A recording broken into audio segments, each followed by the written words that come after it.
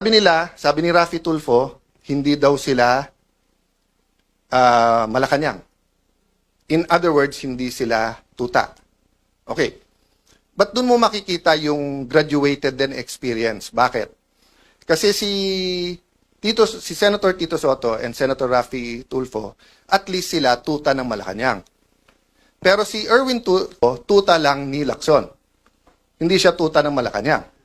Diba? Kasi nga may hawak sa kanya si Senator Lacson na alam sa kanya.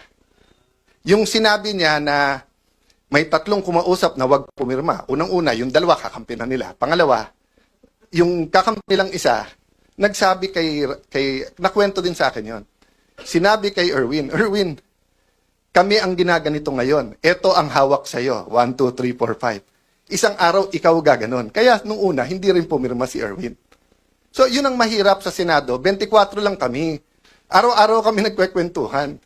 Minsan nagiinuman pa. Kaya kung magkwekwento kayo, ayusin nyo kwento nyo kasi alam ko rin yung kwento eh. Di ba? Magkwekwento kayo, bitin pa. O, yung totoo, Erwin Tulfo, isa-isay natin hawak sa'yo. Gusto mo? O, yung kontraktor na balik-balik sa office mo, yung kontraktor sa party, marami pang iba. Doon muna tayo. O, marami pang iba.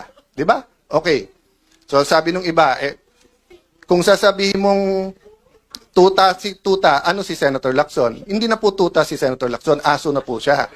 Matagal na po matagal na eh. Okay. But ano ang ibig ko sabihin sa aso? Anong klase? Iba-iba kasing klase ng aso. Yung kayo po, pagka may utos sa inyo, kayo ay nag-asikaso. Meaning you take care of it. Meron din pong aso-kaso. Ano yung aso-kaso? Tatahol yung aso, kakasuhan.